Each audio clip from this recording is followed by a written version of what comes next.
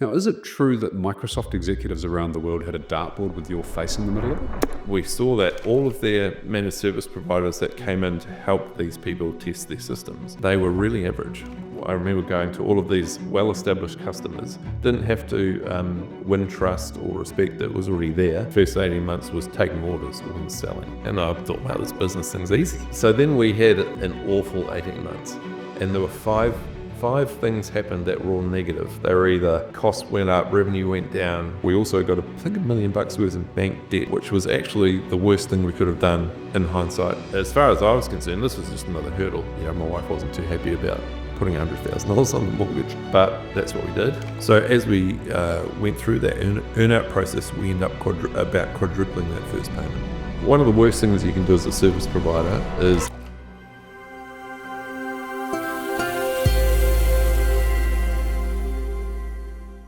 Today on the show is Symon Thurlow, bit of a technology industry stalwart, been around for a number of years, had some really interesting ventures under his belt, but there's a particular point in the story which is really quite fascinating.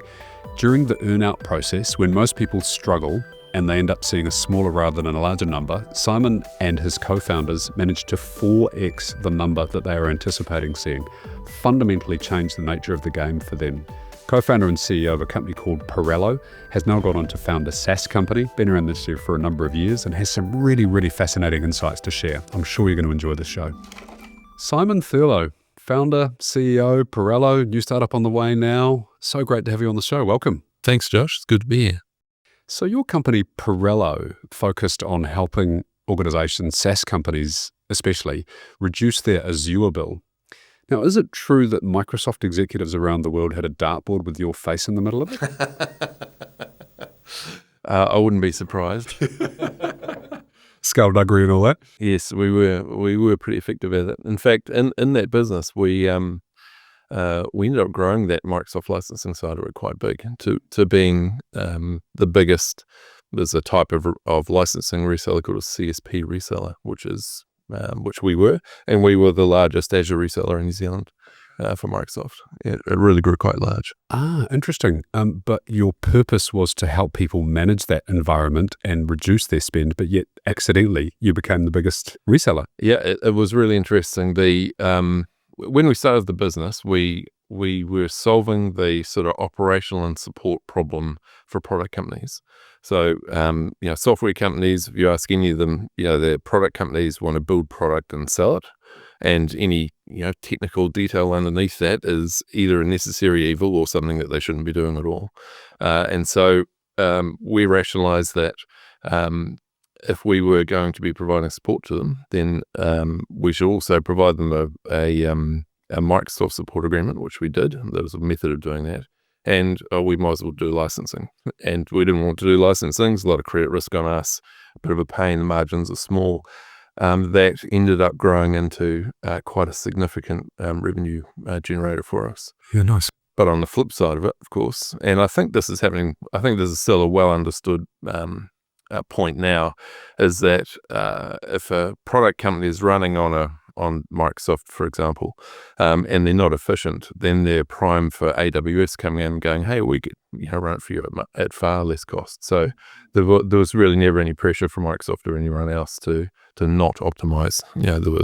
There was encouragement to optimize. Yeah, okay. We have folk that are tech-oriented that listen to the show and then those that are not in the tech world. Sure. So why don't we go back to the start of Parello as a business? I'm curious about what the opportunity you saw was at that stage, how it morphed and unfolded over time so that people can get a view of what the business is and what it did beyond these technology-oriented terms that you and I will throw around all day if we're left alone to our own devices. Yes. So how did you start and when? The Parello business started out as a subsidiary of another business called VIFX. And that business, there's some recurring themes that we'll talk about today. So that business was started by a good sales guy, an entrepreneur, and a really good technical guy. And they had realized that there was a technology shift in the way that enterprises did IT, basically, with this technology called virtualization, which then became part of the course. So they decided to build a specialist services company and help organizations adopt this technology, because the ROI was immense, like huge cost savings, far cheaper way to do it. They had built a professional services company, and these virtualization platforms that they'd built were super technical, and incumbent staff in many cases weren't up to managing them. So their customers were asking for a managed service. Okay, you built me this great complex, virtualization platform. It's reduced my costs immensely, but I can't operate it. It's becoming suboptimal. So can you help me? And so I had engaged VIFX in my previous business, Plan B, to help me out with a really tricky technical problem. And they had gone over and above to actually succeed and make that thing work. And so I'd kept in touch with them, and my time at Plan B was up, and there's another couple of people that we need to talk about shortly. We all decided that we should actually go and start a business. And so I'd mentioned to the VIFX guys that, hey, we're going to go and start a managed service business. And they said, oh, don't do that. We're trying to start a managed, services part of our business. Come and do it for us. And that was really the way it started. So I heard on another of your podcasts, I can't remember who the guest was, but about, it might have been Igor actually, Mr. Portugal. Yep. The dating side of it, if you like, the dating of your, these people that you're, going to commercially marry. Yep. If it works out well. It's a great way to put it, actually. Yeah. So this is a while ago now. This is 2011.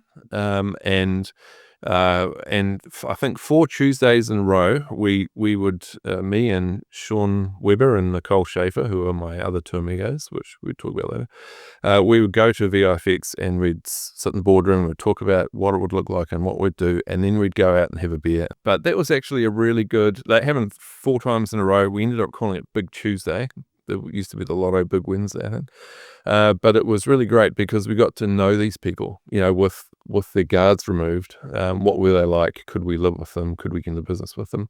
And we did like them, and so that's what we did. So we started the business. We'll just jump in there. I'm curious about what kind of Q&A that you went through.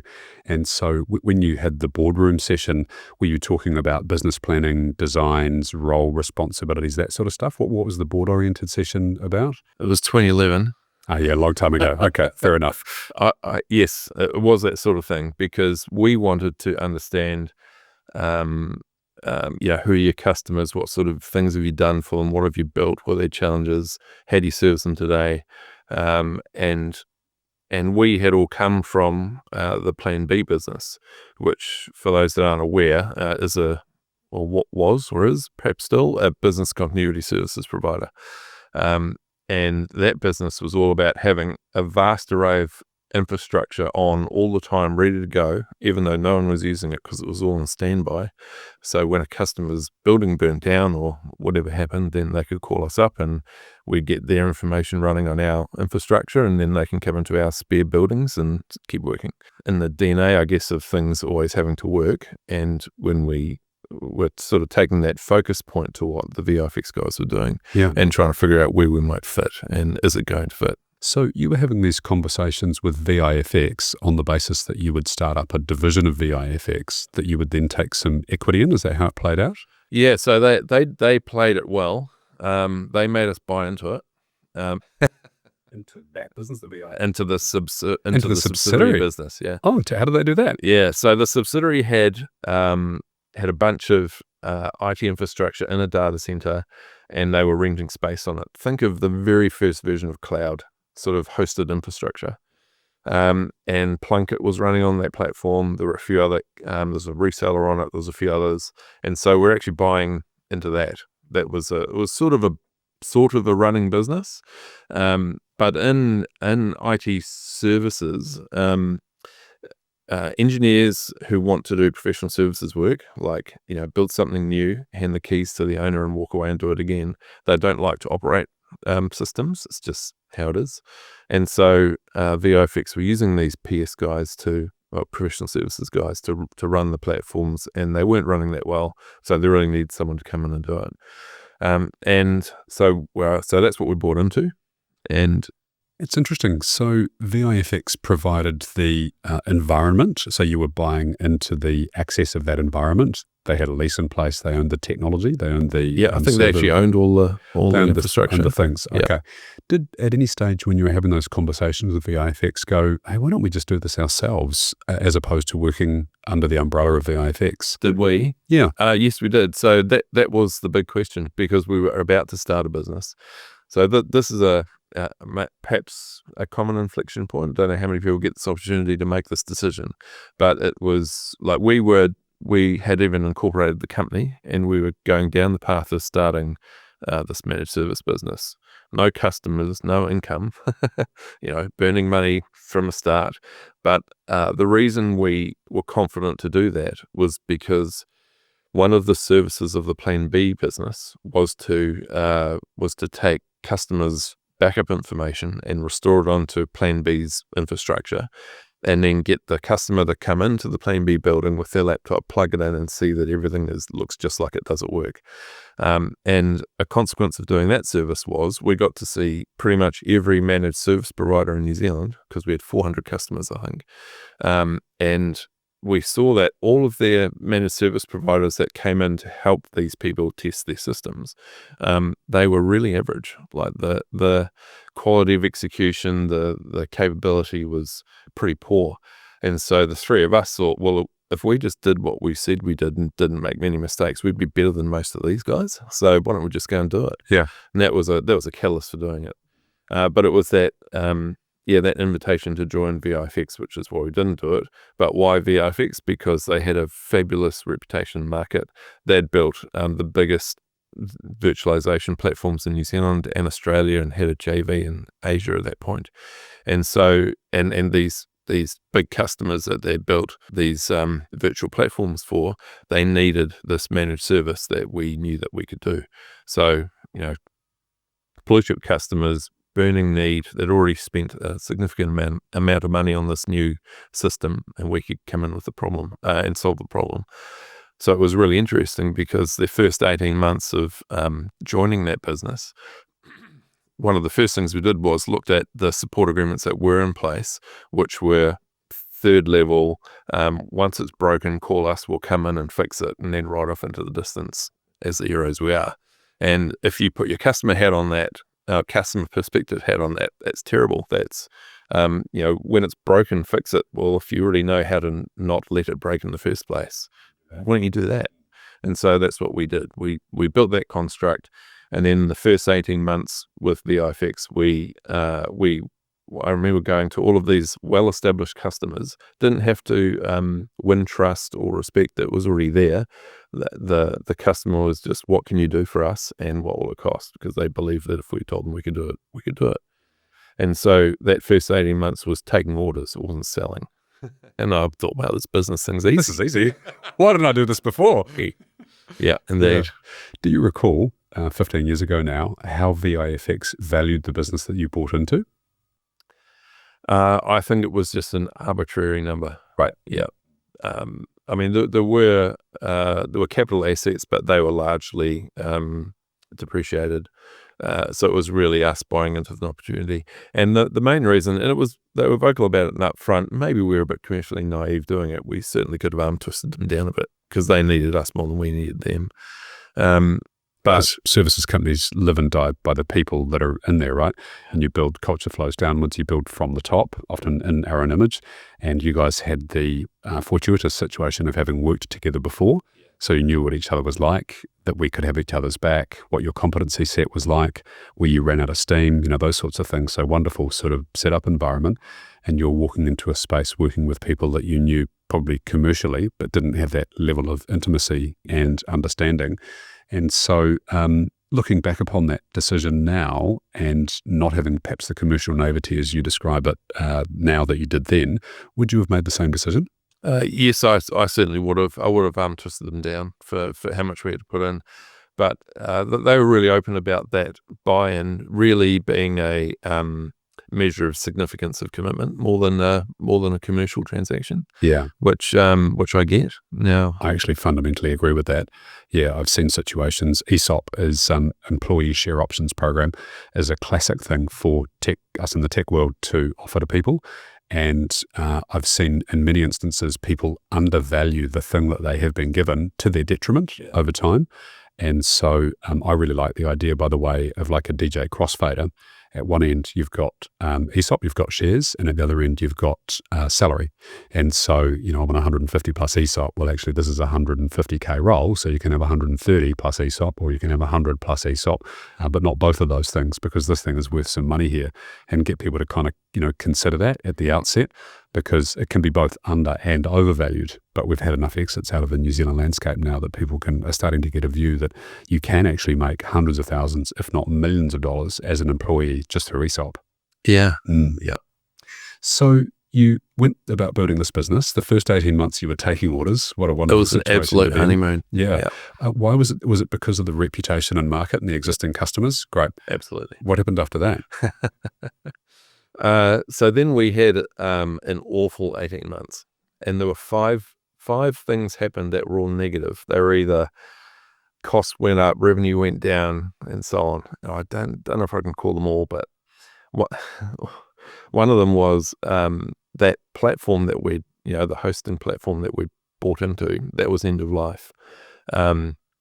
And so you really, back in those days, you get 5 years out of it, and you really should refresh it. And so we had to spend about $500,000 in hardware and time to build a platform.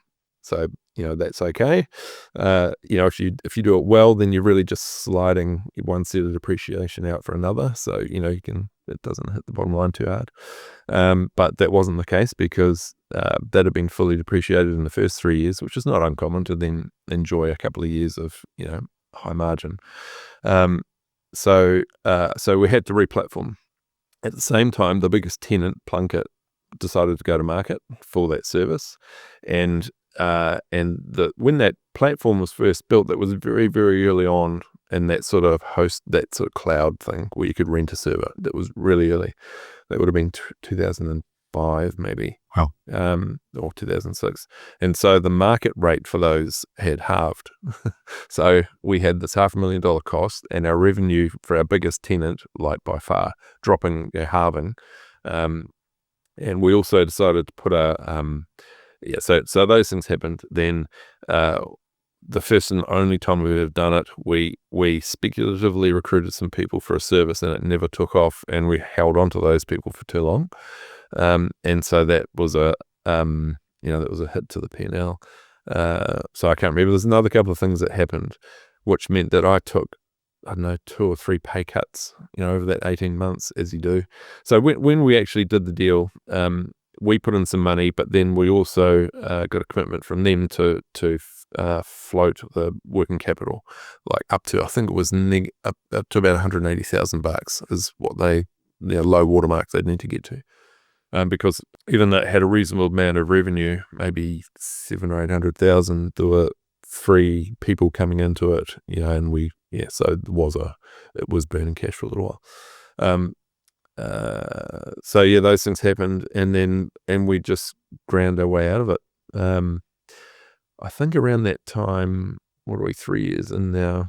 Yeah. So, we're talking about hiring salespeople and the challenges of that. I reckon it's the hardest role to hire for in the organization, but I'm curious to hear your thoughts. So it was the 5th ever salesperson I hired is the first one that was productive. So the first 2 were in a separate business in England, and they didn't work out. And then in that first sort of 36 months of the OFX business, I recruited 2 salespeople, both absolute champions, great, fabulous people, but didn't work out. And then you go, okay, why is that? It's because my background is engineering, as were the other 2, and as engineers, certainly in the late 90s, early 2000s, and there's a chap who's probably going to listen to this, he'll chuckle. So I'll roll back to my first real IT job at a company called ATL Systems. And that's actually where I met Nicole and Sean. So yeah, we actually ended up working together since about 98, right up until, on and off a little bit, but 95% working together right up until last year or so. In fact, now I'm working with Sean again on this second venture. So yes, as a young engineer, I was pretty hardworking, used to study a lot, and would gain the sort of respect and trust of my customers. And so when I identified an issue in a customer's infrastructure or site, I'd figure out what the problem was, find the answer for it, say to them, look, you've got this problem, this is the answer, this is roughly what it's going to cost, we should do this. And they go, okay, well, let's do it. And so I'd hand it to the sales guy who would go and take the order. So that was the perception that I had for a long time of salespeople, that they were largely order takers, because a lot of the actual identification of opportunities, certainly in the way that we were working, was done by the engineering team. And it wasn't until much later, when I actually started to own the sales function, that you really get a appreciation for, I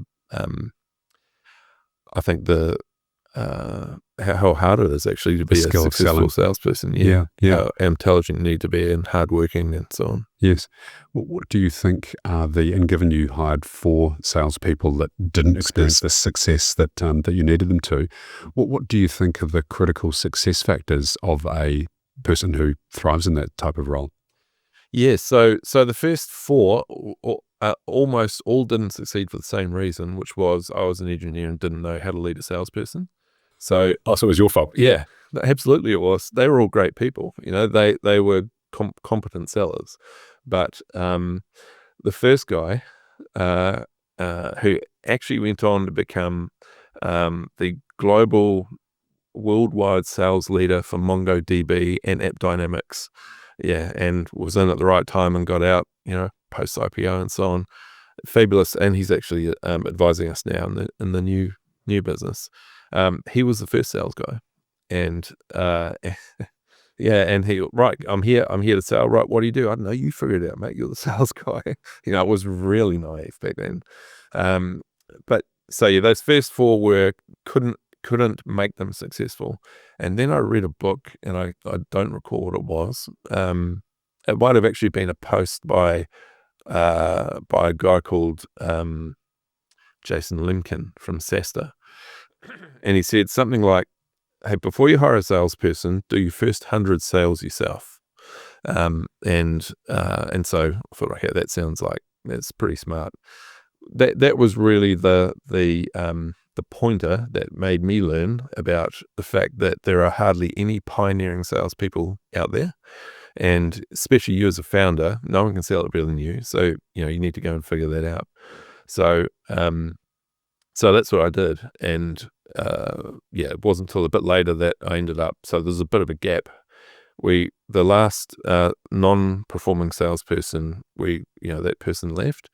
And then there was about maybe, 3 years or so where sales really took off. And that was me and Sean, largely doing the sales. Yeah, wow. Yeah. So I'm going to throw my thoughts in a second, but you mentioned that you were a systems engineer that didn't know how to lead and therefore how to get the best out of salespeople.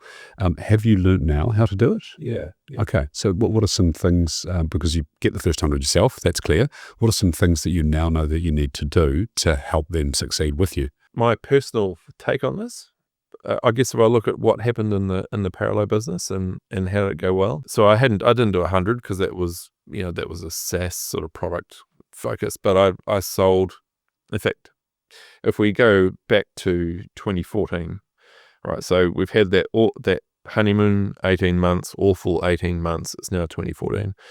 I meet the CEO of a SaaS company, a guy called Mark McCorn from Merlot Aero, who's now a really good mate of mine. And he's got like an airline ERP system for crew and so on, and it's running in 3 different places in the world, and through a board connection actually. He asked me to come and see him and says, look, I've got these operational problems with Microsoft Azure. I'm getting customers angry at me, my costs are through the roof, I'm getting surprises all the time, can you help me fix it? And so myself and as I used to be an engineer, was still in 2014 a little bit dangerous. So I sort of got on the tools a bit and got one of our really clever engineers to join me, and we sort of went through this these problems that he had, and they were fires burning for fairly straightforward reasons, and it was just that no one's day job was actually running the Azure bits and pieces. That they had other people who were all about the apps and all about the app rather and app experience, but none of the plumbing underneath. And so they say that if you aren't embarrassed of your MVP, then you ship too late. Well, we shipped too late, but we spent a couple of years just working with him, and really getting to know, how do you provide value as a service provider to a software company? And we were so fortunate to meet Mark, who was he's a sprinter. So he's sprinting that way at 1,000,000 miles an hour, and he's just dragging everyone along with him. And so as a business that, our services were mostly for enterprise in that virtualization space, and we could see that people were moving to cloud. So that's another way of doing computing again. And I was mindful of the fact that we needed a cloud play to remain relevant, because you could see that this cloud thing was here to stay, and it was unlikely to be a fad like other technologies have been. So to then meet Mark, and Mark just drag us almost kicking and screaming into being valuable to a cloud company, it was just so fortuitous. And to get paid, even though we did a commercial deal, which was, pretty great for him and not so good for us, but we were still getting paid to learn and to actually transform the business to suit this new paradigm. So we started doing that with Mark, and that was a real turning point, a real inflection point, if you like, because when you work with enterprise as a service provider, the fundamental outcome they're looking for is keep my costs down and don't change anything. It just needs to run. It's sure, that's not perhaps entirely true these days. There are innovative enterprises out there, but that was the fundamental story you get.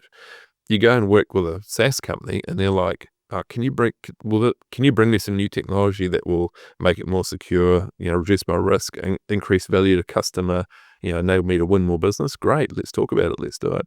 And decision making was very quick. So it was a really exciting sort of business sector to work with, when you contrast it with enterprise, which was really rigid and so I just loved working in the SaaS sector, and that's really what got me focused on it. So we had the absolute benefit of Sean keeping the enterprise side of the business going, and it liberated me to focus on this SaaS side.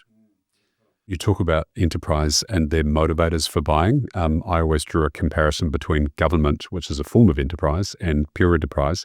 And at the core of the decision making in enterprise was make me look good. And in government, it was don't make me look bad. So true. Fundamentally changed absolutely how they behaved, the decisions that they made, how they communicated around things. I found it fascinating. Just wrapping up that sales piece, I'm curious on your thoughts on this. I've probably hired, I reckon, about 50 salespeople over the course of my various businesses. And so I've learned a lot. In other words, I've made a whole ton of mistakes over time.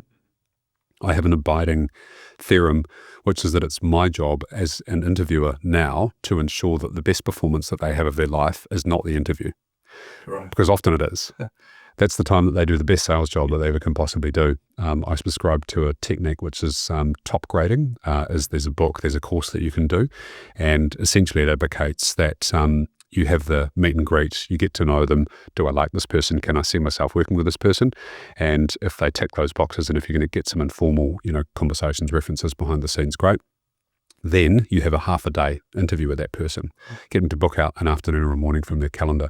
You explain to them that the idea here is that we need to get alignment, and you just drill into every single role in minute detail.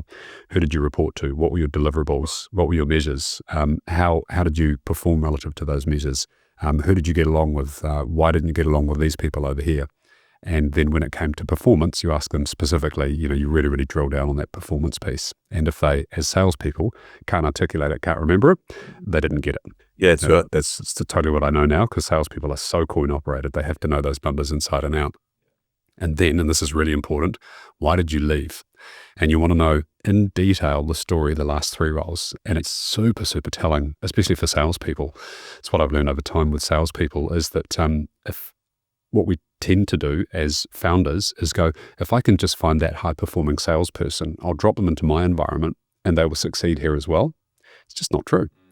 Just because they succeeded at company A doesn't mean, because the conditions might have been different. The timing, so the offer might have been just perfectly timed. MongoDB guy that you talked about, wonderful, could have been a wonderful piece of timing. Are they getting leads? Are they getting MQLs or SQLs? What's the delivery competency like? What's the sales support like? Do they have a pre-sales guy, girl, that's helping them out to write those things? Are they expected to cold call? There's so much nuance and complexity that goes into it now. And the go-to-market rhythms, as they now call it, are just so different now than they were 3 years ago because of AI. Yeah.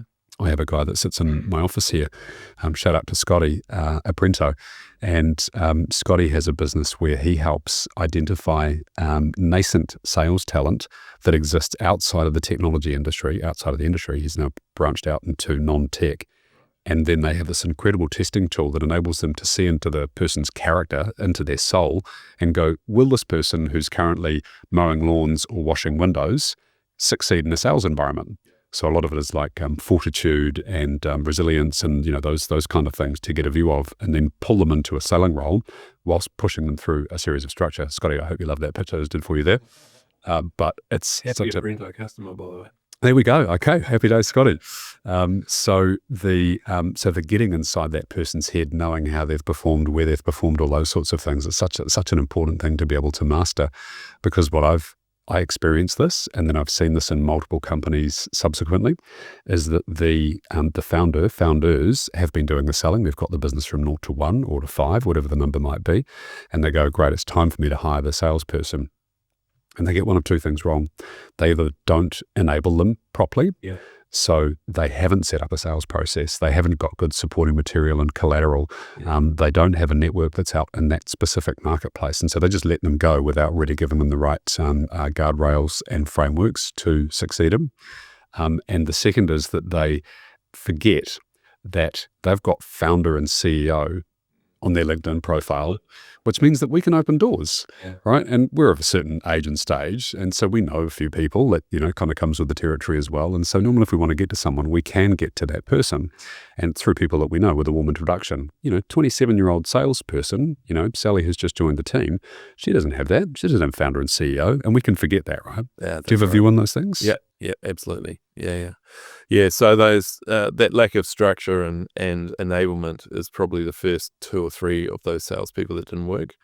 The last one that didn't work, I think we did have that in place. We were flying into Aussie and flying out again and trying to sell, and it doesn't work. You need commitment if you're going to be there. Yeah. If it's going to win. So that didn't work with him. He would get meetings and, they were good, but we just wouldn't really get anywhere. It wasn't until we got serious about Australia that it started working. As the software as a service customer base started working, that first successful salesperson, I knew what I wanted. So I'd sold, I don't know, maybe 15 managed service agreements.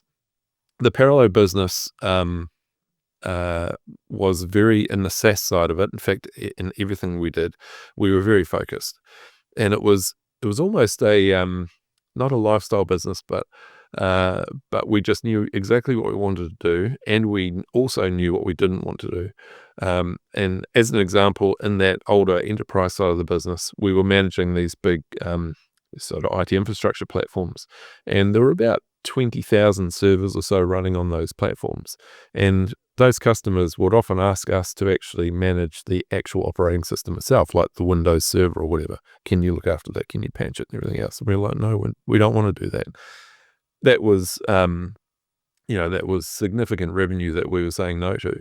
But we were really focused on providing an excellent customer experience and service outcome. And the way that we wanted to do that was to limit the sort of attack attack surface of customer dissatisfaction.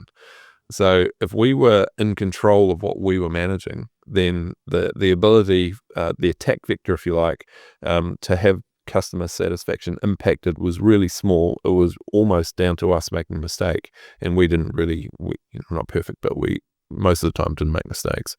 So reduce the risk based upon limiting the services that you provided. Yeah. There's an expression in technology which is, and it comes from IT, typically in enterprise, one throat to throttle, which in other words implies that shit's going to go wrong and we're going to have to throttle someone. What I've flipped it now to being is one hand to high five. Yes. So in other words, you've got one person to celebrate with, yeah, and then in the background you've got to nudge them and go, and if anything goes wrong, yeah. Sorry, I interrupted.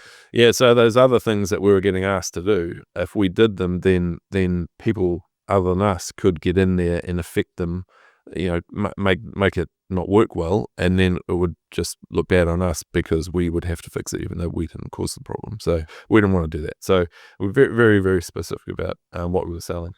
And so, yeah, I'd sold the first 10 or 15 managed service agreements to software companies. They all had the same agreement. It was the same deliverable, if you like. I went through maybe 10 or 15 commercial models till I found one that worked really well. That was very specific to product companies, and that basically as they grew, our costs reduced, and therefore their GP improved. So it was quite a complementary model for us. But I had all that, and we also started to get. I'd won the confidence of Microsoft about a quarter before that, a couple of quarters before this new sales guy started. We'd helped them solve a problem. That they saw us as a safe pair of hands, and so there was decent lead flow coming from Microsoft. There was still a bit of inbound leads here and there, and we were doing outreach and so on, but not a great deal of it. But I had this semi-reliable, lead flow. I had this agreement that I had probably pitched maybe 50 times and sold 15 times. Okay, got a pitch that works, got lead flow. Okay, now I just need a capable executor to take this and go and rinse and repeat. Found this young guy he was not long out of Microsoft. He'd then gone to Provoke, which was another Microsoft partner. Had worked with software companies, and was really energetic. And so I didn't go down the path you do for recruiting salespeople, but we had a very good recruitment process, which we can go into later if it's of interest. But applied that, recruited this guy. I gave him the full pipeline, like from his day one start. Didn't matter if it was already basically waiting for a signed agreement to come back. I'd comp him on it, and it was that that confidence builder and momentum for him to pick up and follow through, and he did, and he just did a fabulous job. So we would tag team and I'd help him out, but it didn't take long at all for him to get fully up to speed. Yeah, good on you. And that was fabulous. You learned through 4 experiences how to get it right. Finally got it right. Yeah, it does take us a while sometimes. Interesting question is that you had this successful enterprise business, but you'd ring-fenced it, and you said we're not going to grow beyond those 20,000 odd servers that we're looking after. We're not going to add on other services. So you spotted an opportunity in the SaaS space, and you built a service offering which made commercial sense, and you stress tested it, and you started to build around that. Now, in 2018, when I started Ambit, you'd be talking 2015, 2016 now that you were doing this with 2014 was the first SaaS customer, and 16, 17 was the second one probably. Okay. So we're relatively early days of SaaS at that stage, and SaaS companies were attracting less funding, less valuations, and the early days of SaaS is that, we are broke, right? There is no money kicking around. And I recall when we spoke on the phone, you validated my experience, which is that in a SaaS company, you've got salaries and then you've got server expenses, right? That's right. So on the surface, Mueller Aero, very successful company. I've met Mark historically. I haven't seen him for a long time, but I'm sure that they weren't all Mueller Aero because, there weren't all Xero and Mueller Aeros around in those days. It was a lot of smaller kind of rats and mice sort of businesses. Did it look like an attractive space to play in from the outside? And tell me about that. So I've heard other people on your podcast talk about this. There's these technology points in time, when things really work. And so 2018 was about the time that there were quite a lot of software companies or SaaS companies were running on, a server somewhere that they'd rented or whatever, or even, we or a lot of servers in a cupboard somewhere, which a really prominent New Zealand SaaS company did in the early days. And so there was a lot of momentum to get off those and get into a public cloud for all the benefits you have of global reach and all of the services you can consume and so on. And so there was a ton of work to help to do that. But your question, in terms of funding. Did they have the money to pay for it was really what I'm asking. They did. And the service was, I think that was one of the interesting things about servicing the SaaS sector was that no one was doing it. And so are we either dumb or have others tried and failed? When I look at it, it's because it was lots, and this is the way we'd actually built the business right from the start. In fact, one thing I omitted was that when we started the business right in the VIFX days, we only wanted an annuity revenue model business. That was what we were building. And so we go and find the SaaS sector, and it's lots of, $3, $4, $5, $10,000 a month deals, which are fairly small compared to the enterprise where you could double, quadruple that. And so most of these other large organizations that could have got into that sector had they chosen to, didn't, because it probably just didn't look attractive on the surface. Yep, they had the money for it, but it was actually one of the sales pitches, if you like, was and you'll appreciate this, that unless SaaS businesses are pretty sort of capital efficient, and unless their growth rate is high, then they'll struggle to get another round. And so one of our fundamental pitches was, well, all this noise of running your app on a public cloud, we'll take all of it away. You just focus on product and growth. If you're spending time, trying to figure out why a database is overloaded, well, that doesn't differentiate you. I think, Spotify, Netflix and so on have set this bar for SaaS apps that they always run, and they always run at good performance levels. So if you're not there, you're not even at the start line. So we did all that tricky stuff underneath it to make it work. And that, I guess that was well received. Yeah, makes sense. Thanks for listening, and apologies for the interruption.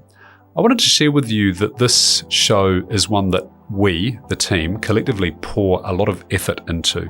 There's resources that are involved. We have producers, promoters, and wonderful guests that share their time with us so that you may learn and possibly, hopefully, make some impact on the world as a result of that learning. The only thing I ask of you is go and check out my website. There's a diagnostic tool on there. There's a free downloadable chapter of my upcoming book, remarkably called 2 Commas.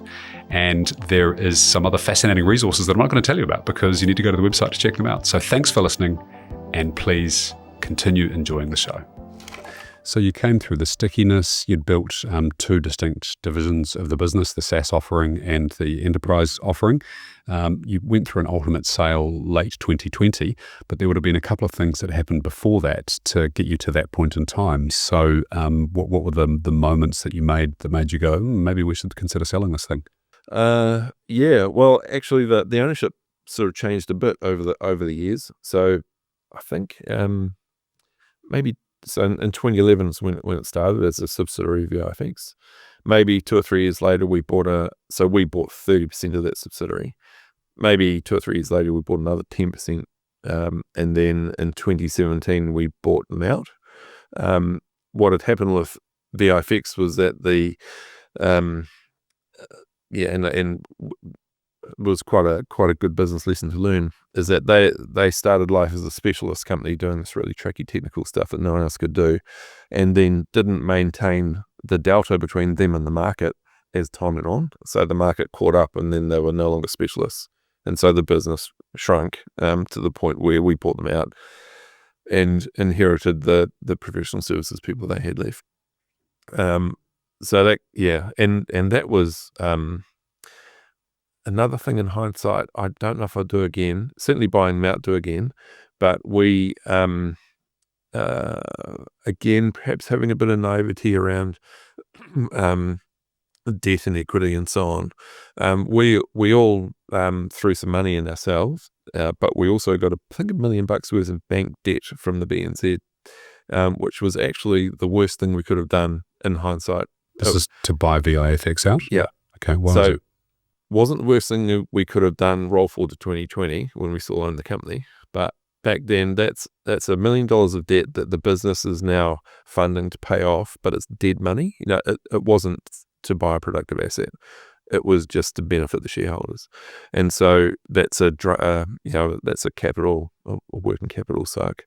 And we were bootstrapped the whole way through. So it was actually quite a pain in the ass, and possibly even a contributor to sort of some challenges later. Most businesses go through times when you start checking your cash flows a bit more frequently. So we certainly went through a period of weekly cash flows for some time.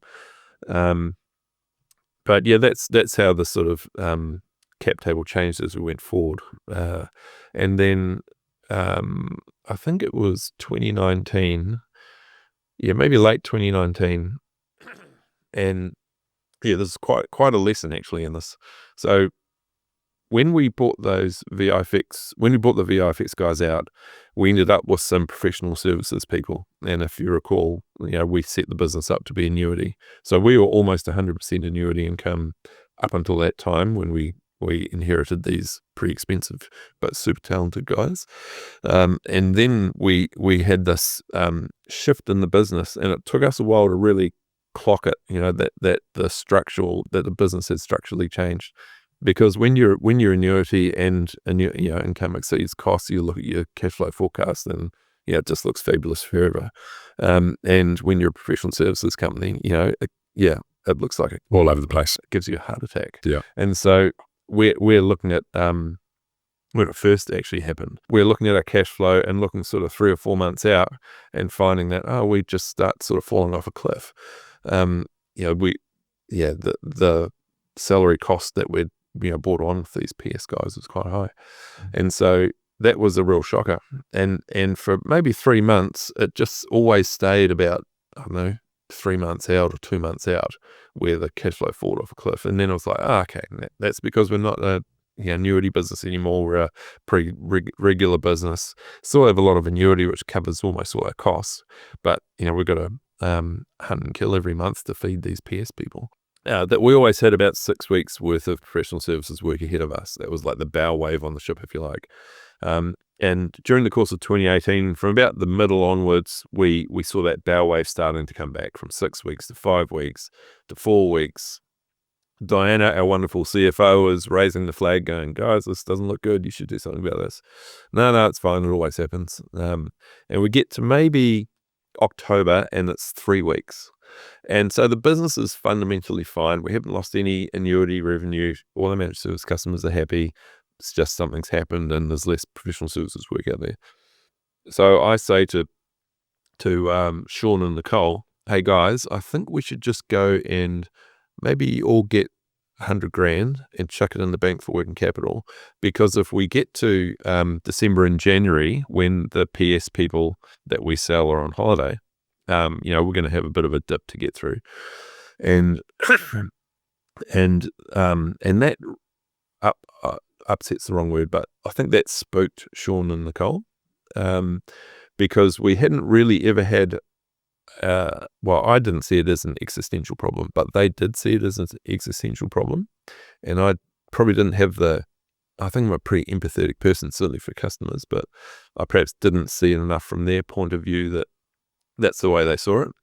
I think to me, when we started the business, it was, I guess when we started it, the primary, I guess, milestone that we'd set was in 10 years' time, we'll stop and we'll figure out what are we doing. Does it work for us? And so getting to 10 years for me was just, that was absolutely what we were going to do. There was no alternative. There was no what if it doesn't work out, what are we going to do? I didn't this wasn't me just consciously telling myself not to think that way. I just didn't think that way. It was, failure. Just what I didn't even consider it. As you roll forward through business, some people perhaps have harder problems than we had, but you like that second 18 months, you hit challenges, you adjust. Okay, well, I have to reduce my income, or I have to do something different. So, as far as I was concerned, this was just another hurdle. My wife wasn't too happy about putting $100,000 on the mortgage, but that's what we did. But I think it bothered Sean and Nicole. And at that point, we'd already had quite a few people reach out to say, "Hey, look, we're interested in your business." And so I think that was 2019. I think in the board report in late 2019, I'd listed them all, and some were just, I don't know how serious they are, but some were quite serious. And one in particular was quite a big professional services company in Australia that was quite interested and wanted to put a term sheet in front of us. And I just really didn't want to sell. I'd put all this time into the SaaS side of the business, and that had incurred quite a lot of cost to get it to where it was. And there were quite a lot of fixed overheads, if you like, in terms of the people we needed to run it and so on. But we now were getting the customer numbers up to the point where those fixed overheads were, sort of amortizing across them, and new customers were really profitable. And I'm like, guys, we're just at the start. This is not the time to pull the ripcord. But they were really keen. So I had a look at that first deal. And this is early 2020 by now, so unbeknownst to us, COVID's on the horizon. Yes, it was. It was early. It was late 2019, early 2020, and so I went to Australia and had a chat with this crowd, and they saw us as more of the same. They saw us as some generic Azure competency. I don't think we were doing any AWS stuff at that point, And so, like what they saw, it was good business. It was, I don't know what we were doing then, revenue-wise, probably 20 million or something. And so they put a non-strategic sort of multiplier on in terms of value. And I had the CFO, who was a lovely guy, talk me through why our business was worth nothing. Whereas if it was, public, it would be this multiple, PE, this multiple, blah, blah, blah. And so that was interesting. And then I had that meeting, and I was in Sydney, and then I went to Ripe, who don't exist anymore, but they were a Aussie-listed software distributor. And I was having a chat to one of the guys there and said, "Hey, look, we're not for sale. Like because we didn't put any lipstick on, didn't go to the gym. We were just in growth mode all the time. But this crowd is about to put a term sheet in front of us. Would you guys be interested?" I'm thinking we must be strategic to you, because we were buying our Microsoft licensing through Ripe, and we were their biggest Azure customer as well, which I didn't know at the time. But they said, yes, we are. And so so we started chatting to them about it. And so the main difference between the two was the first one, we were just more of the same. It was just a revenue line to them. Absolutely, yep. And these guys, we were a strategic need, which I didn't know at the time. So they were a Microsoft distributor. Microsoft had mandated that they needed to bring differentiated services to market using their own IP that they'd created, and they had tried to do that and hadn't made it work, whereas we had that in the managed service that we were selling to SaaS companies. Knowing what you know now, and I'm going to come back to the deal in a second, but knowing what you know now, what would be the things that you would look out for that would tell you that the Ripe acquisition was actually a strategic acquisition? So I sort of could see that then. I didn't know the degree to which it was. So the New Zealand country manager for Ripe was a guy called Tovia Va'elua, who is still at Ripe. He is a fabulous human, that guy. So he'd just come back from the Philippines, and he'd been helping SaaS companies in the Philippines get to market. And then he comes back to New Zealand, and this is when the parallel business itself, we were a direct purchaser of Azure from Microsoft, and we would then resell it. But Microsoft put really harsh credit terms on us, and I didn't know this at the time, but we were forced to have a letter of credit in Microsoft's name in order to have credit with them. So to those who are unaware of the awfulness of a letter of credit, letter of credit, it is basically something that the bank holds, and we had to have one for $100,000 US in favor of Microsoft.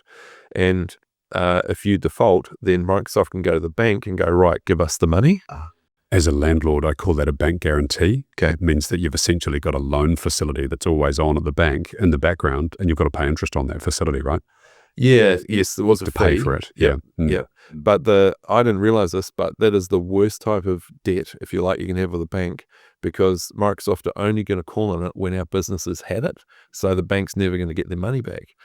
So you really don't want to. So that impacted our ability to borrow, to extend our overdraft and other things, because that was, I don't know if they put a multiple on it in terms of, the value of that debt, if you like, or the negative value of that debt. Anyway, so we had to have that. So, and we were growing so fast that $100K USD, I think the second time we spoke to them, they said, yeah, it has to be 500,000 USD now. Like, well, that's not going to work for us.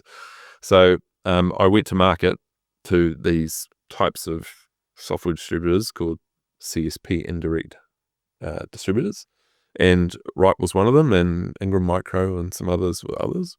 And spoke to them all, and we were Johnny Nobody to all of them except for Ripe. Yeah, and so Tovia was the guy, and so he had this this SaaS sort of interest as well. So we went to them. So offerer A that didn't go ahead with the deal. B obviously did. Ripe was the one that went ahead.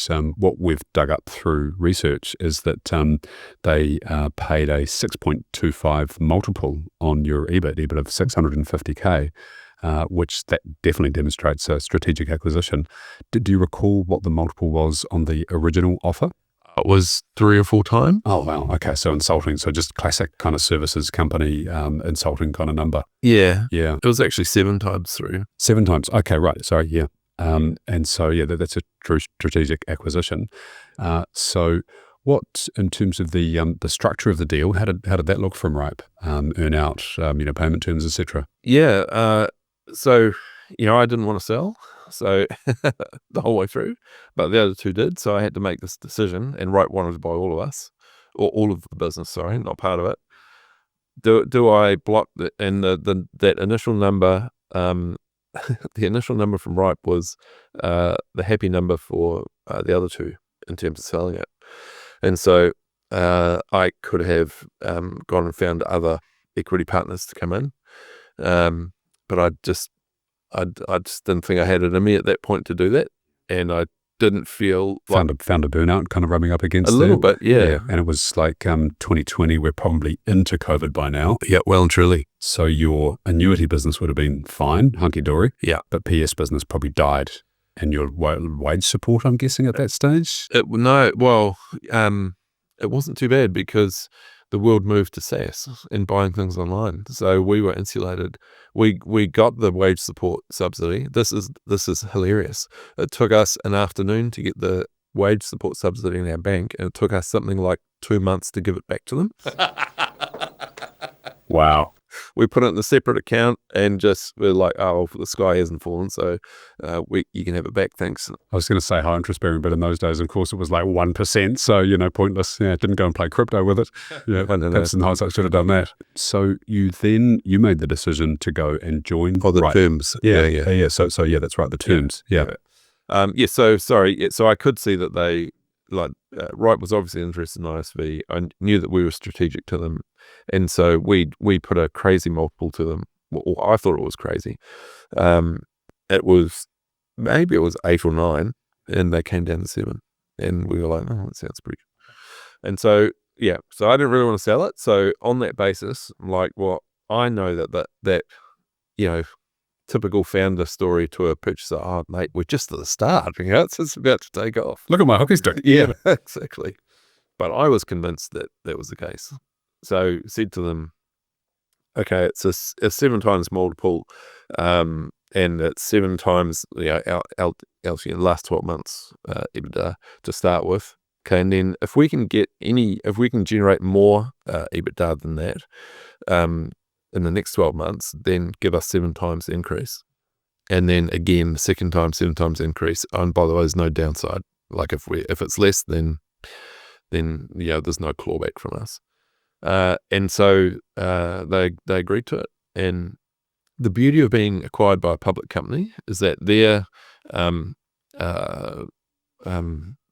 is a P ratio. P multiple, yeah. Yeah, is just way higher than what they're paying us. Yeah, so they're immediately 15 probably. Yeah, and theirs was crazy actually. Right. So that they could have afforded to pay more, but it's market perception and so on. They have to buy responsibly, but it's just massively beneficial to them. Yeah. So that's the deal we did, and one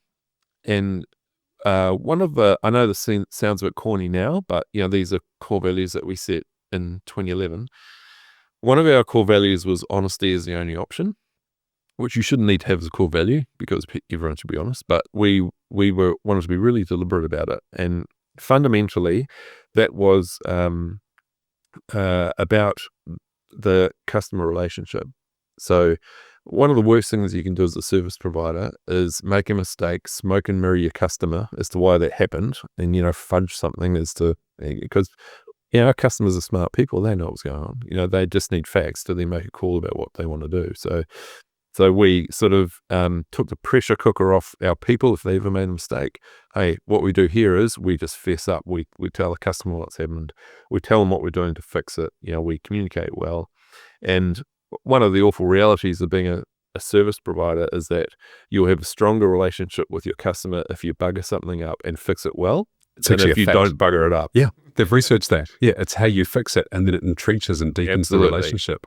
To add to that, so I learned this as a relatively young person in a selling role. I made a faux pas with an account, and I picked up the phone and I explained to the CEO of the company why it had happened, and I could just feel him on the end of the phone bristling. And then I got to a certain stage. So that's what's happened. But what I really need to say to you is I'm really sorry about this. I've exposed your business in a way that I didn't intend to, and I'm deeply sorry about this. And he goes, there you go. It's all I was waiting for was the mea culpa. He just wanted the apology because he knew that therefore I'd truly owned it. And what I have seen too often, and it's particularly the younger demographic, is that I get the explanation, but not the fucking apology. I want you to own it. And if you don't own it as an individual, how are you going to grow? Because you haven't taken the responsibility for that thing. Because if something is always someone else's fault, then you're never taking that on board yourself, and you'll probably make that mistake again and again and again. 100%. Yeah. So you decided to stick around with you stayed with Ripe, but then they were acquired by Crayon down the path in a really big deal, $387 million deal. Yeah. Did you partake in that deal as well? Yep. Yeah. So we were still in Earnout when that happened. So just coming back to the honesty thing. So, that was the principle of the business. Then when we went through the sale process, which was reasonably arduous, the imbalance of, a large organization with people whose day job was to, go through the M&A process, and then us, where we had day jobs and, all that stuff. We found some things, just little mistakes that would have worked out significantly in our favor, like we talked about NZD in the sum that they would sell the business for, but in the sale and purchase agreement they'd put AUD. Right. Yeah. So we called that out. So with the CFO, hey mate, do you realize that you've done this? You might want to edit that and change it, because it was in the MOU that was NZD. That was the agreement we had in principle. I'm sure we probably could have nailed them with that and got another 10%. But there are a couple of things like that we did early on to demonstrate this is how we roll. We're a high integrity business to deal with, and so that really worked in our favor later on. So as we went through the 2 years of earnout, as an example, we'd be going through the motions of running the business. We'd identify something that we should do. We'd go, that is something that the business needs to get into now, because in 2 years' time or a year's time, it's going to be important. But as an earnout participant, pointing at myself, that's not in my best interest. So, hey, right, can we do this thing? But can you just normalize out that cost? Yeah. Yep, that sounds good. We'll do that. And so we did that maybe 4 or 5 times. And it ended up being quite a sizable sum that was getting normalized out. So it meant that we didn't have to behave artificially and run the business in a way that was, for our self-interest. At the end of the 2 years, Ripe got a business with long-term strategic growth, underway, which was fabulous because we were bootstrapped and all of a sudden we had capital to invest. And it also meant that our earnout was really maximized. Yeah. So, Clever. yeah, it was a fabulous earnout. Yeah. Essentially, the way that I would view that is that you continued to treat the business as if you owned it. So it's like the car that you buy, you care for it, you give it a wash, you service it, all that sort of stuff. You continue to do that with it, as opposed to going, well, it's not mine anymore, I'm going to leave it over to those guys, because it was in the best interests of the business and its various stakeholders. It was really tricky for us to morally do that, to know that we should be doing something else, but it doesn't suit me personally, so I'm going to do it this way. That was the fundamental driver really for wanting to get those normalizations in place. But yeah, it worked out really well. I think it's probably in the public record, but we almost quadrupled that first payment. So phenomenal. Yeah, so it was an 8-figure deal after all. So yeah, wow. Okay, remarkable. Well done.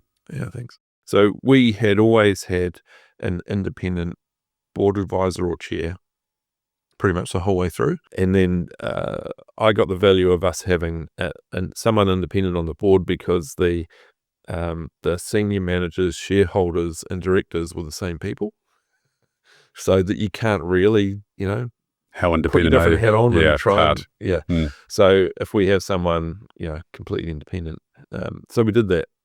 It's been fabulous people.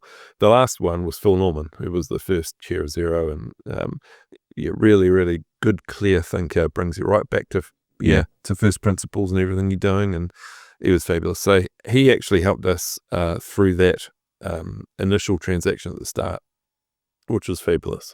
Then I had maybe 2018, I'd done the Icehouse Owner Manager program, which I'd highly recommend. So and that had introduced me to a guy called Phil Dagger. Ordinarily, people's earnout journeys are thwarted with disappointment, reduction, unhappy with the new masters and the direction they're going. And also they see less money than they anticipated from the business because costs gets loaded into the thing. They lose control of the direction of it, et cetera, et cetera. They lose interest in doing the selling, whereas you guys had totally the opposite. 4x, that's remarkable. Yeah, it was really good. So, we had that really respectful and trusting relationship with the purchasers. Another thing I didn't know was that the CEO at the time, who was a fabulous guy, Dominic O'Hanlon, he had actually built 2 software companies and sold them. So he was actually my ideal prospect, for the services that we were selling. So he completely understood it. So, that no doubt was translated into the board as well. Yes. Yeah. And so you completed your time at Crown, decided to do the thing that I always encourage founders to do when they've sold their business, which is take some intentioned time out. And you did something pretty cool. What did you get up to in your time out? So I have always wanted to go motor racing. It's been a desire for a long time. Yeah, obviously, it's not the cheapest form of entertainment, so it's always been on the back burner. It's always been something more important. But it was actually before the earnout finished. I turned 50, and I thought, okay, this is the age where people start dropping off. These unexpected illnesses and so on. So I better start getting on with the things that I really want to do. So I started racing cars, and it was actually my first SaaS customer, Mark McCorn. Yeah, he is such a bad influence on me when it comes to automotive things. He got me into it. It's just been fabulous. Yeah. Absolutely love it. And you just had a result recently? I did, yes, actually. I've historically been someone who, probably like many people, where if you really set your mind to something, and you put the time and effort into it, you can master it or become good at it. So I used to be like that with most things, and then I did motorsport, and I put time and effort into it, and I got about 90% good. And it has been, it's quite enticing. It's quite alluring, addictive. Yeah. to get that last 10%, and it's taken me a few years actually to become really competitive. So yes, on the last meeting at Hampton Downs, I think in the last race I finally beat Mark, this mate of mine. Well, I'd been second to him a few times. We'd been but I'd never come first in a race that he was in. So yeah, that happened, and then I won the round as well, which was fabulous. Congratulations. Hey, I'm curious, that last 10%, is there any parallels that you can draw from eking out that last 10% to succeeding in business? Yes, absolutely. It's well, nothing beats hard work for a start. So certainly in the motor racing, there are other people like the guy called Steve Fang, and Steve is in a different class to me, but he has put an absolute ton of effort into training and coaching and practice, and he's up the front.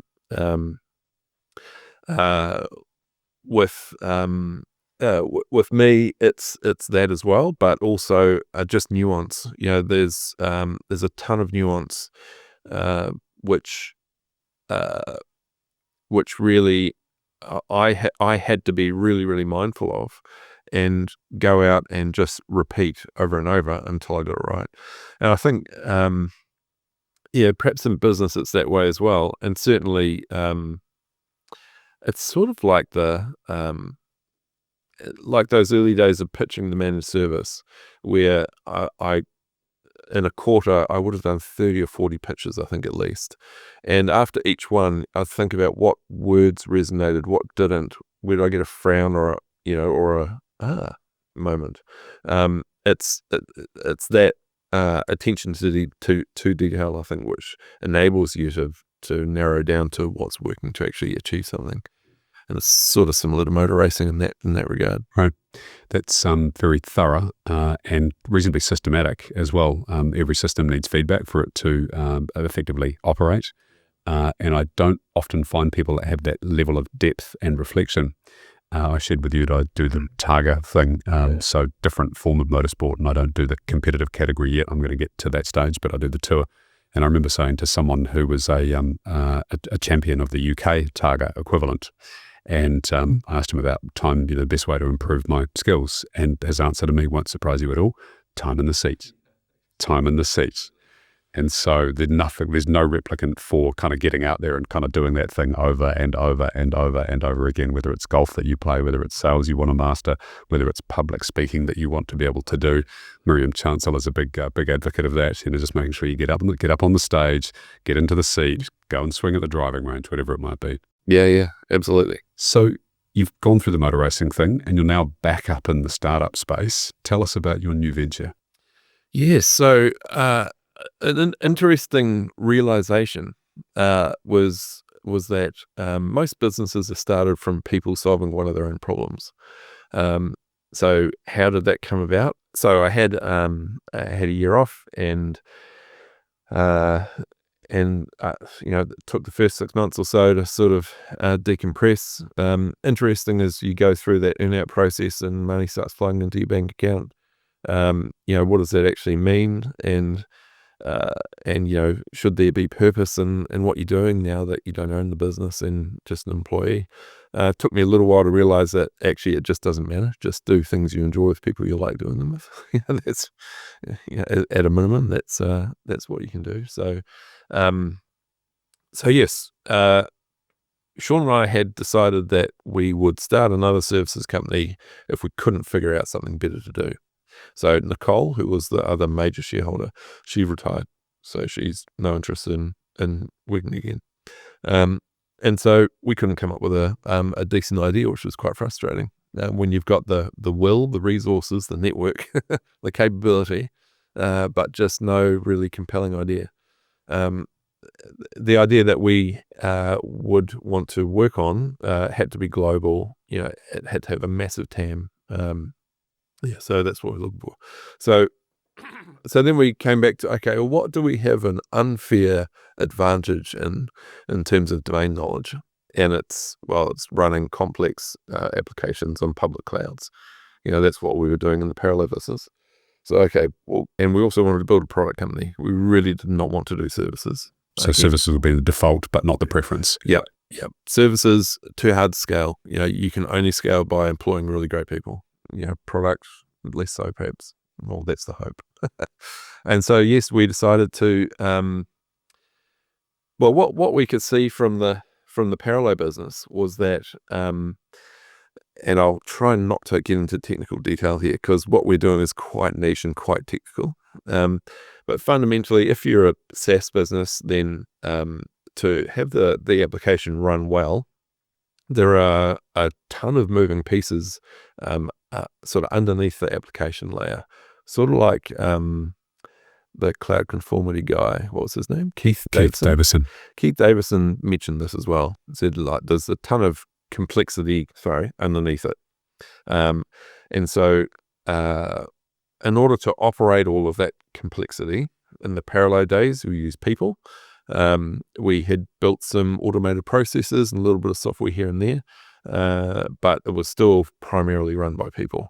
And so I looked at what the people were doing, and fundamentally they were taking a data input, like my database is too heavily working or overworked, and then they'd apply knowledge and experience to it. Okay, when that happens, you give it more horsepower or you do something else. And then those people would create a data output, which would be an instruction to the public cloud to make a change and solve a problem. And so looking at that, I thought, well, surely with this advent and sort of democratization of artificial intelligence and easier to consume machine learning and so on, can't we just use those technologies to fill most of that human gap? And so that was the trigger for it. And so what we are building now is it's like an autonomous optimization engine for all of those complex bits and pieces that move underneath the software. It's a really big elephant to eat and to code. So we're starting with cost, because cost is normally the second biggest P&L cost for a software company. Compute time. Yeah. People first, and then cloud cost. Yeah, like the Azure bill or the AWS bill. And it's pretty much impossible to fully optimize that cost with humans, because it's so dynamic and changing all the time. And the cloud companies are really good at making the calculation of cost extremely difficult. They obfuscate them as well. Absolutely. So you've got to use machines to do it. There are other cloud cost tools out there, but they pretty much all look backwards, and they're a cost apportionment tool. Here's your bill. That bit was for this product and that bit was for that. And so we're flipping that on its head, coming back to this highly proactive approach, which has been in the way that I've worked ever since the Plan B days, of how do we actually make sure that the costs that are spent in the right places. If it's a product team that's incurring that cost, do they understand the GP impacts of those costs? Do we prevent costs from occurring in the first place? There's a whole lot of sort of architectural technical stuff in there which is absent in other cost tools, because it's really an optimization tool more than a cost management tool. So we're starting there. It's a big beast too. Obviously, my pitch is still very clumsy. Oh, that's okay. I would draw an analogy that popped to mind. If you were a manufacturing company, then one of your main expenses would be electricity. And essentially what you're doing is you're helping that manufacturing company reduce and manage that electricity cost through a variety of different means. That's a metaphor for me to use here.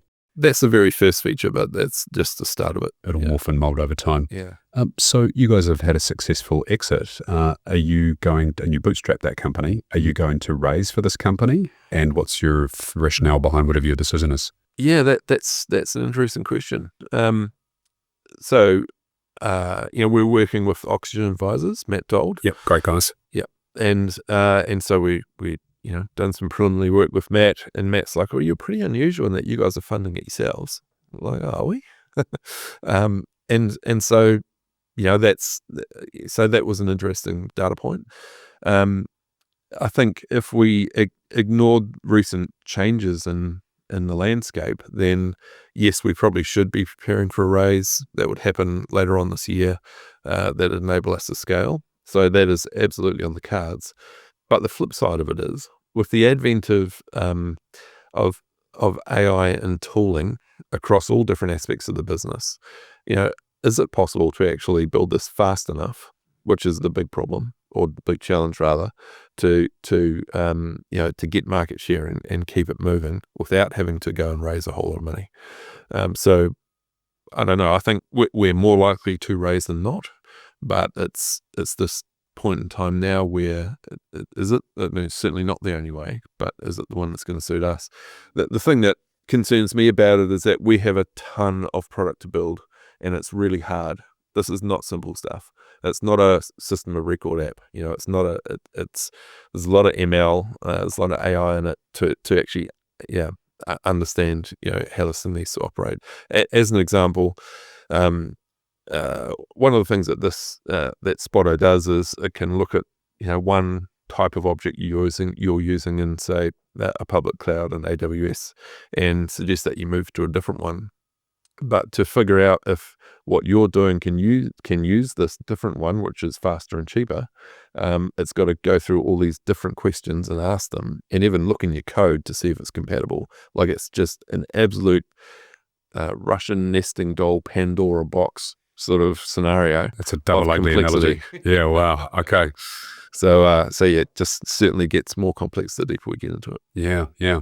Well, I wish you the best of luck with it. One of the things that I would share from experience base is that the investment landscape in New Zealand has evolved so much over the last few years. You're not just reliant upon New Zealand checks if you've decided to not do that, firstly. Secondly, as a successful and successfully exited founder, you are looked upon through quite a different lens than those that have not been on that journey before.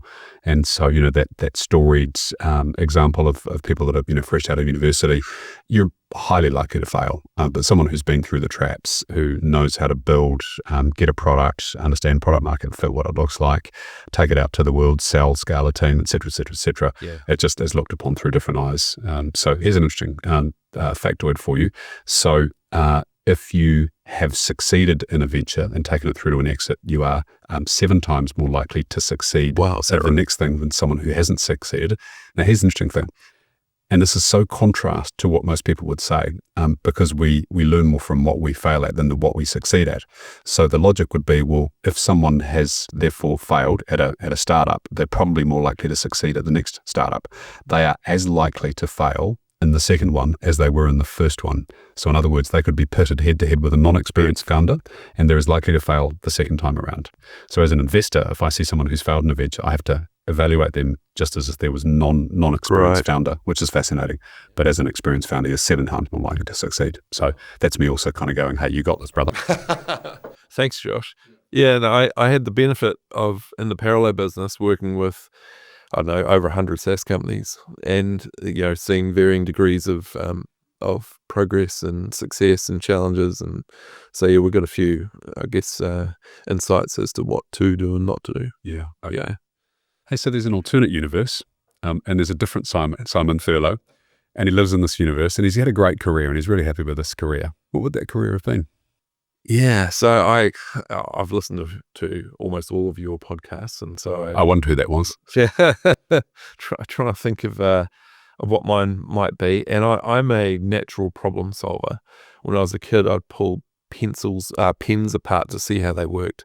In fact, slightly embarrassingly, once a friend of mine lent me his Casio wristwatch phone. I don't know if you remember those, when they came out in the early 80s or something. They had a phone on them. I remember the calculator. Oh, sorry, a calculator, not phone. Yeah. I've got one still now. Oh, do you? I get more comments on it than the expensive watches.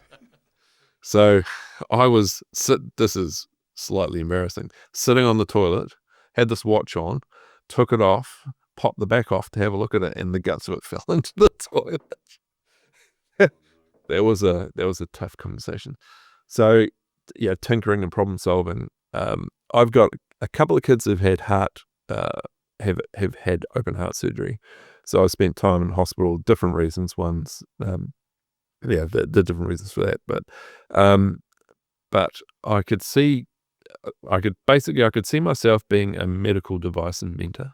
Interesting. Whether or not I'd have to be a doctor to do that, not too sure. But when you look at the technology in use in hospital, some of it is just so archaic and I sit there thinking, I like the straps for heart rate and so on, and these big long cables, and why aren't they Bluetooth or something? Why aren't they something else?